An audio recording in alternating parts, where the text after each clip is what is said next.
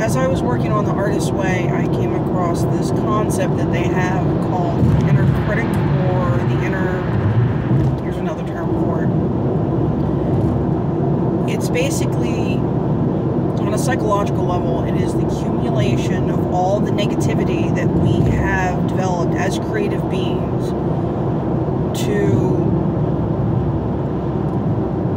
towards our artwork, our creations, our things that we've made in life.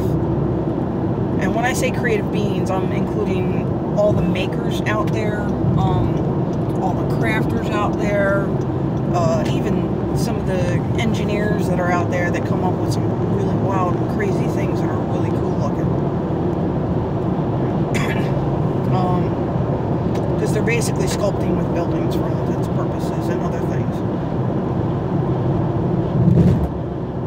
I'm talking about every animator, visual artist, everyone. Anyone that has that creative flow within them, regardless of how they use it, whether you're a musician or a writer.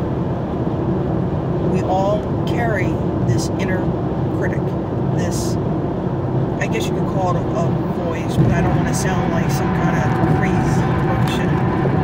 But it's like an inner thought process. I guess you could call it even an intrusive art process, or thought process,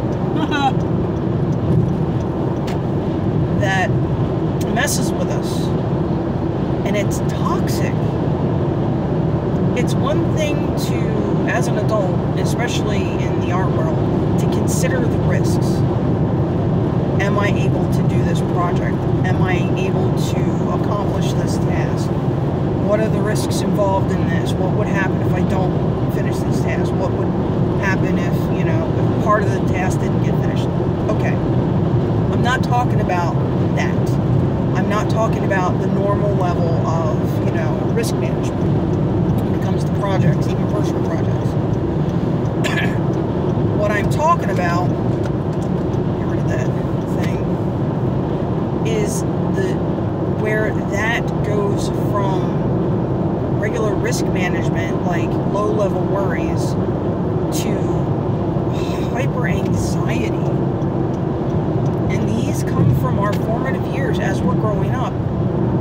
You might have had a parent or a step-parent or a cousin or uncle or brother or some family member who did not appreciate art or what it could do. There's a lot of people out there that don't quite understand that being a creative person is essential. That being a creative person is essential in life.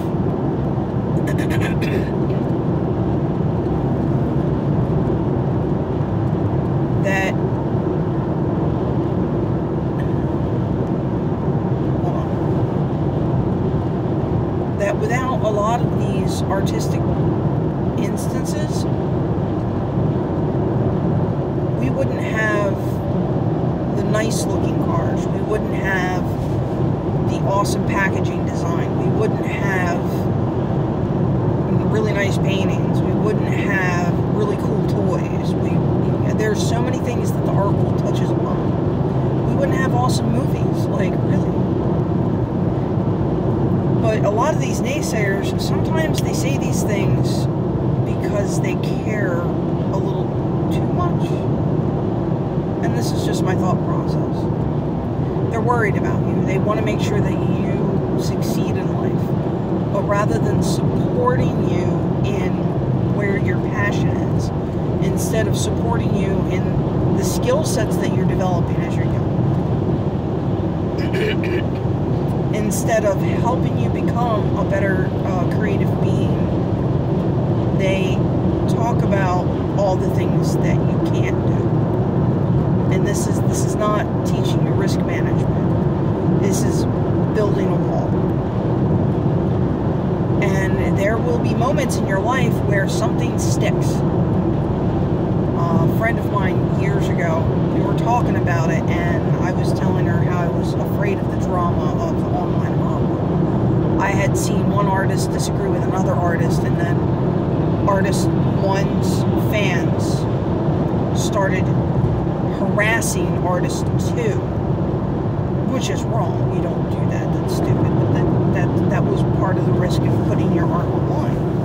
And she says, you have amazing art, and you have amazing work, but you don't post enough. You're not prolific enough. And she didn't mean to hurt my feelings. She didn't mean to be mean. She was being honest with me. But that stuck, and it stuck in a negative way, and it built an inner critic. It built into the critic that constantly complained, you're not good enough, your art's not good enough, you're not prolific enough, that's why you don't have any followers. And while that's true, it fed my depression. So when I was doing, stupid connection, when I was doing my artist pages at the beginning of the year, just about a month ago, when the Artist Way book suggested that I face down some of these critics as I was writing my affirmations, that memory jumped to the forefront of my mind. And it made me cry. It hurt. It really hurt to face down these inner demons that have been keeping me from producing artwork.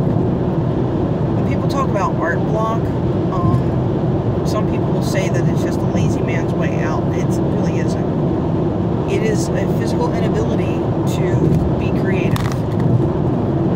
Writer's block is a thing. So, although artist block doesn't have an actual definition for Wikipedia, it functions on the same level. And for me, I was blocked by this depression, this constant anxiety, and this inability to see myself as anything other than a failure. I went to art school and didn't get a job in the career path I wanted to go for. My portfolio was weak. I didn't put enough effort into it. I wasn't prolific enough. I didn't take it seriously enough.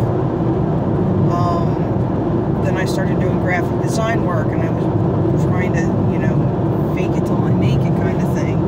At least that's what I thought inside my head, not realizing that, no, I do have design skills. It may not be as good as others, but it was good enough to get me a job, so there's that. And yet I let these critics build up inside of my head. I let these inner demons poison me with these thoughts of, you're not good enough. Writing them down. This is the key tip. Writing them down or drawing them out and facing them is the only way you're going to get past these inner critics. It's the only way you're going to be able to finally rinse yourself, like wash them away, is to face them down, acknowledge that they exist, acknowledge where they came from, forgive, if you can, whoever may have said that, understand why they said that, take a look at it in an oblique, non-emotional way, the best that you can, and then tell it to shut up. These daily affirmations that the Artist Way has, people who are doing the workbook, we're going through the workbook, they will dredge these critics up, because as soon as you start saying, I am a good artist, I am a good animator, I am a good modeler, I am a good maker, I am a good first shooter or whatever, I am a good,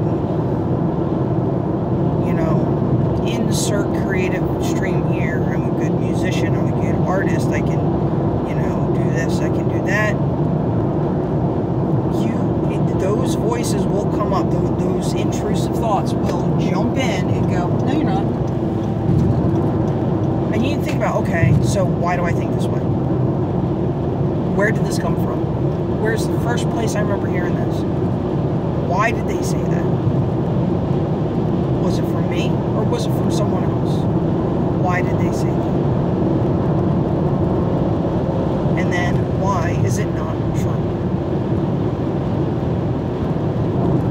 Once you get to that point, gonna hurt. I'm not gonna lie. Some of the instances of facing down these inner critics, it's gonna hurt. It's going to really, really suck. But you have to understand that these are not real. They're not real. They're not real anything. They're not real bricks in a wall. The wall that they build isn't even real. They're not real people. Like, there's these thoughts are just thoughts. And because they're not real, they don't know you. They don't know your strengths. They don't know your power as a creative being. They don't own you. So do not let them win. Figure out where these came from in the first place, and then tell them to shut up. Keep saying it over and over again. If you have to, draw a comic about it. If you have to, write it out. Make them a monster character in a short story. If you have to, design a building around them. Whatever it is that you need to do in order to get them to shut up, do it. That first week of working on the artist pages, and I think it was because I broke free of these inner critics. Not all of them, but the worst of them. I faced them down, and I've been able to do things, artwork, animation. I felt that need to be more serious about my creative side blossom. There's a lot of other things that are in my way, but they're not the massively huge, depressing barriers that they were before. They're just hurdles. The mountain has turned to a molehill. The mountain of ain't no way you're going to do this has turned into a molehill of, I just got to work around it.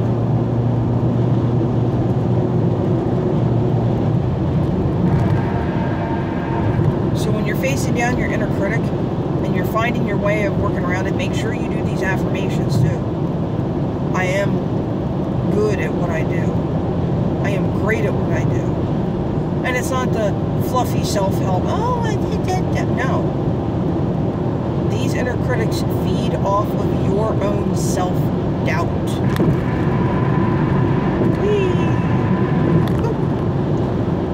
They feed off your self-doubt. They feed off of it like a vampire does, or like a leech. They feed off of it, and these inner critics thrive on that constant toxic negativity. Get rid of it. Get rid of the self-doubt. And yet, even if you personally do not believe these things, that right there is the whole reason why these critics exist. You can do these things. Oh, you can do it if you put your mind to it. Yeah, but it's difficult to put your mind to it when you're in such a state. There's only one way to get out of such a state. Start by doodling. Start by just taking ink, a ballpoint pen, and just start creating something. It doesn't matter if it's a sketch, a doodle, a plan, a mini blueprint wannabe thing, a corner, like you use a notepad that you have at work or whatever, and you make a little bouncy ball animation in the bottom corner of the notepad. Do something. Do something. And that is proof, that is evidence that you can. And then do a little bit more. And then do a little bit more. And every time you do it, you tell your critic, you go, ah, see, you're wrong. Shut up. Tell your critic, ah, see, I can do this. You don't know what you're talking about. Shut up. Just be careful you don't end up in a schizophrenic argument. Because if it's that bad,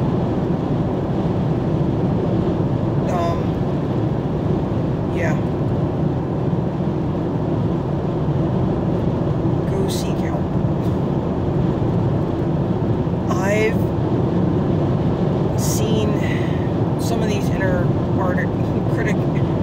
arguments go south pretty fast, and that's because the person involved has been so trodden down upon, so left in a state of this void and darkness that that's the only way they know how to cope.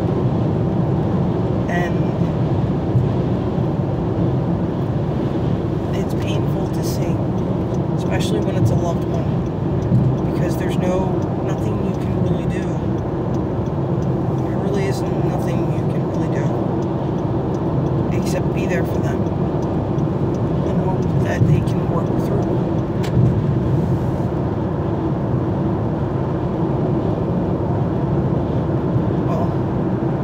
I gotta focus on driving. I'm coming up to the end of the road to where I need to go work. So, if you have any comments, criticisms, if you have any thoughts or other questions, please leave them in the comments. I would appreciate it. And don't forget to like and subscribe. I'll try to do a couple more of these if this is the kind of video content you'd like. But I do have edited videos that are in process. I just have a limited amount of time, and it's either I'm filming, trying to do research for more B-roll stuff or added stuff, or editing. Editing is a very slow process, and it's been more years than I would like to say that I've actually touched editing software. I used to do frame-by-frame traditional animation in Premiere. So yeah, I got pretty good at the tools back then, but they've advanced to a point that I have to relearn a lot of things. So, I do have other videos in the process and in the works. Look for them. If you want to catch them when they come out, don't forget to click the bell, because apparently that's supposed to give you notifications. So, have a good morning, and don't forget, get the art out.